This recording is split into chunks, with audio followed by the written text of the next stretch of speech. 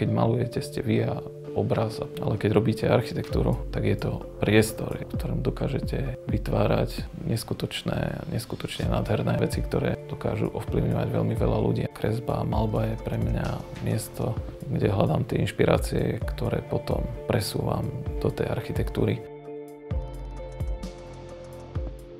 V mladosti som hrával hokej. Každý správny hokejista sa chce dotknúť hviezd, každý mal tie svoje sny. U mňa to skončilo so zranením. Toto bol zlomový moment. Počas toho celého zranenia človek premýšľa inak a vyplňal som ho kreslením. Keď som ten hokej prestal hrať, ocitol som sa niekde vo vzduchoprázdne. Bolo to obdobie, keď som bol v Bratislave, chodil na brigády, strážil som Chybu, robil som čo prišlo a pomedzi to som si kreslil. Jedného dňa som sa rozhodol, že chcel by som ísť na tú školu. Vtedy som išiel na Vysokú školu výtvarných umení. Architektúra, začal som na Technickej univerzite, pomedzi to som chodil kresliť. Nakoniec som sa ocitol na Erasme na Technickej univerzite vo Viedni. V štúdiu Koch-Himmelblau, s ktorými som robil na projekte BMW do Mníchova. V tom ateliéri bolo veľa ľudí z ostatných štúdií. Boli tam aj ľudia ozaj Hadid. Rozprávali, že ako je tam dobre a nebolo viacej treba a už som si tam podával prihlášku a už som išiel. Hadid bola človekom, ktorý menil tie svoje obrazy na stavby. Keď som sa vrátil z Viedne, premýšľal som o tom, či pôjdem ako moji spolužiaci naspäť do sveta.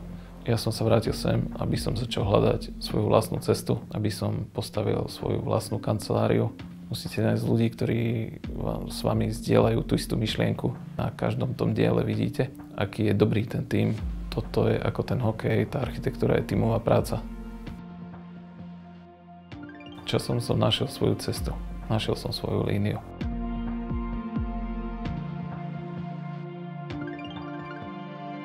Každá tá vila je pre mňa socha na bývanie alebo socha pre život, ktorá sa vytvorí najprv z maľby alebo z kresby. Prvé, čo ja vždycky kreslím alebo nad čím premýšľam, je tá línia. Následne je ten prechod od línií k forme, kde tá línia sa transformuje do tej architektúry a vytvorí alebo zasadí určitý znak do prírody, ktorý dokáže vytvoriť energiu a ovplyvňovať tých ľudí.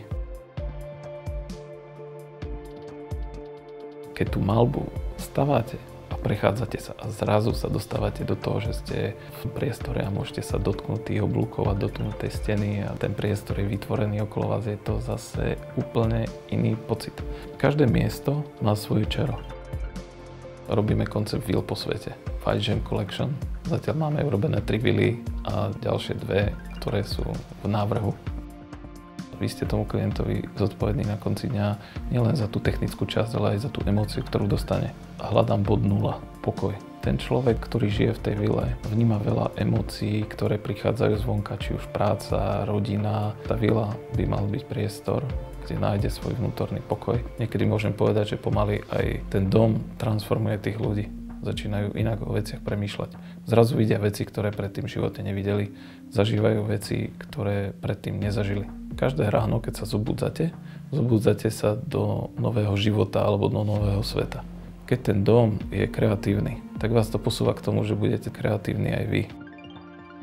10 rokov dozadu som stretol zaujímavého človeka, ktorý chcel urobiť na Slovensku development, ktorý tu ešte nie je. Povedal, vytvorme niečo, kde budú ľudia šťastní. A tak sme vytvorili projekt 3 vody Malinovo.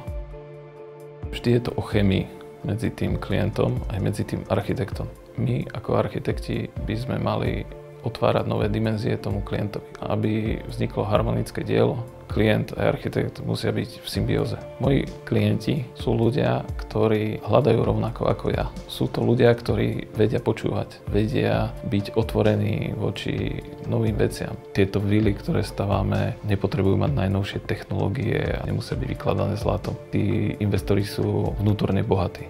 My vytvárame jedinečné dielo. Predtým, ako si sadnem s klientom, ja ešte neviem, aký výsledok bude. Neviem robiť veci, ktoré sú anonymné. Vždy je to nejaký príbeh, ale tak, ako je o tom investorovi, tak je aj o mne, lebo ja tam dávam kúsok seba. Každý deň je splnený sen. Momentálne žijem svoj život podľa vlastných predstav. Nechcel by som na ňom nič meniť. Dôležité je vedieť, kto ste, čo chcete a kam idete. A potom žijete podľa vlastných predstav.